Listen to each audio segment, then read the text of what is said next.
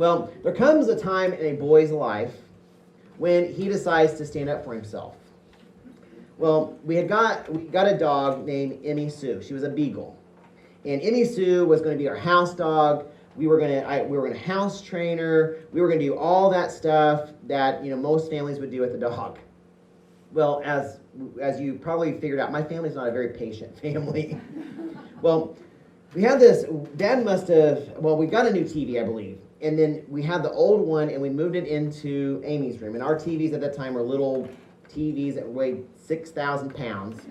And, you had them on little tiny carts that if you kicked it, it'd probably fall over on top of you. But he had willed that cart into Amy's room. And God loved the man. I don't know what he thought half the time, because he'd tinker around on TVs and everything else. And one day, I'm in my bedroom, and Amy's in hers, and I hear this. Pete, get in here! Because that's about how loud she always yelled at me. At this point, I'm not the cute 3-year-old ready to, do whatever she says. I go, what, Amy? You need to clean up this dog poop. Mom and Dad are going to get rid of your dog if you don't clean this up. She always used that as the excuse. Mom and Dad are going to get rid of the dog. And of course, I'm like, oh God, don't get rid of the dog because I love the dog. So I go to the kitchen, I get a paper towel, because the paper towel is the quicker picker-upper. You go get it, and you're going to pick it up. That's how we always did it. We didn't have any little fancy things. You go get the paper towel, you're going to flush it down the toilet, throw it in the trash. So I go with the paper towel, I go back into the bedroom, and I go to pick it up. And I'm like, what is this? And it was hard. And I'm like, that's not dog poop. Well, my dad, don't ask me how this happened. I don't even know what the man was doing. He had cut off the end of an extension cord. The end of it. Now, don't ask me what he did with the other part of it, because it was missing. And I don't even want to know what he was trying to use the end of it for.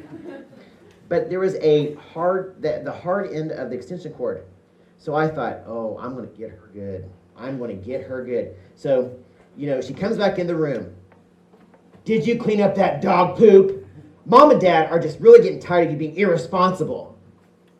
And I said, yeah, I got the dog poop. And then I had this moment. I'm going to do it. I'm going to do it. So I take the paper towel with the dog poop, and I go, here's your dog poop, and I launch it at her, strikes right in the chest, and she's like, oh my God! Well, then I knew I had I had that split-second moment, like, I'm running to Mom. Mom was in the living room. I ran, and I, jumped on Mom and sat there and had to do one of those, put your legs out so that they don't get you. You had to do one of those. So I had to stick my legs up because I knew that she was going to kill me. So Mom saved me that day. Well, a little while later, we had lost patience in housebreaking the dog, so we put her outside.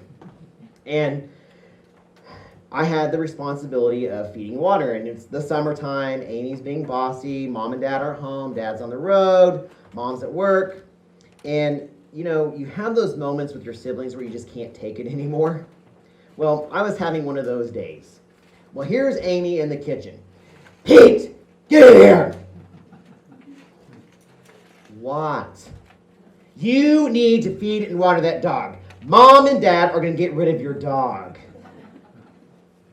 All right. So I go outside and I get the dog bowl. Now, in those days, we didn't have fancy dog bowls. We had butter dishes. I don't know how many thousands of butter dishes we had. I'm thinking, how much butter did we eat? We ate. There were thousands of them. I mean, every brand name. My mom must have got whatever's on sale, but we must have ate, tons of butter. And so we used the butter dishes as the dog bowls. So I went and got the dog bowl, and I went into the shed. I scooped out some dog food. I take it back to Emily. I go in and I grab the other butter dish, and I'm going to the sink to get water, go back in the house. And here comes Amy. Did you get that dog fed yet? Mom and Dad are going to get rid of it like they got the other dogs because you were irresponsible. And she was just nagging me and nagging me and nagging me. And I'm just like, I can't take it. So I didn't have water in it yet, but I had that moment of, I can't stand it. I can't stand no more, that Popeye moment. So I take that dog dish and I sling it right across at her in the kitchen. I mean, I sling it. And I hit her pretty close to the face. I mean, it was close, like this much. I had that moment of, oh my God, I'm dying now. So luckily, she was strong enough that I ran out the back door, and I'm doing one of these, like, oh my, where do I go? Where do I go? Oh my God, there's no trees to hide behind. I don't know where to go. Where's Mom at? Mom's going to be home. I don't know when. So we had a garden, and this garden had like 10,000 tomato plants. We didn't have anything else. I don't know why we needed so many tomato plants. We had so many of them. And we always had this row of weeds that surrounded it, and they were always tall. Some of you can relate, because all we had was tomato plants. I mean, there was nothing else. I'm thinking, how many tomato plants does a family of 4 need? And so I'm like, okay, there's my perfect spot. So I dug down, and I'm doing this, oh Lord Jesus, please help me not to die today. Please help Amy not to find me. Can you please touch this tomato plant and help there to be some tomatoes on it so I can throw them at her to slow her down. Please help me, Jesus. Please help Mom to come home early from work. I don't want to die today. I don't need to see you today. Please help me, Lord. And I can hear her going, Pete! Pete! And then it would get softer and Pete. And I'm like, I'm not fooling. You're not fooling me, lady. And so I'm down, and I'm doing these peep ups, and I know she's walking around, and I'm like, Lord, please help me not to get in trouble. Forgive me for hitting her, but she was driving me nuts. Can you just please move her out, please? I can't take anymore. She's chased me with butcher knives. She's yelled at me. I can't take anymore. Dear Lord, help me. So I start hearing other voices. So she went and got like the neighborhood dad that didn't work during the day. And I started hearing him yelling for me. So they were having a Pete alert. And I was like, oh God, they're gonna find me. And once he finds me, he's gonna turn me over to her, and I'm dead. She'll bury me in this garden, and Mom and Dad will never find me. And so I didn't, it's one of those moments like you wanted to jump up and say, here I am, but you didn't want to do it. So in the garden, I had a clear view. At our shed, Dad usually parked his semi there, but Mom would park the car there. But I had a clear view from that garden when she'd pull up, and I knew it wasn't long before she came home. So I'm back there praying. The neighborhood's looking for me, and I'm still crouched down. I'm like, I'm not getting up. I'm waiting till Mom, Lord Jesus, please help her to get home. And I keep on praying. I'm like, that's probably the hardest I've ever prayed in my life. And so I look up, and there's Mom pulling into the driveway, and I'm like,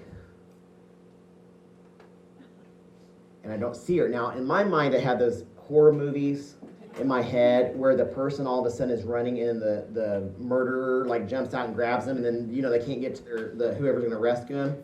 So I had one of those. Here we go. So I know I was running 100 miles an hour, but I know it was like running. It's like I was like doing that in slow motion, like Mom. And I remember getting to my mom, and I'm like, oh my God, Mom, she's gonna get me. And mom was like, what? Like, get off of me. And I'm like, he's gonna kill me. So needless to say, I didn't die that day. And somehow I was rescued, and Amy must have forgotten because I was not buried in the garden. And I guess the Lord answered my prayers because I didn't die. That one was a fun one too. So growing up with my sister was quite the experience. This also was quite an experience.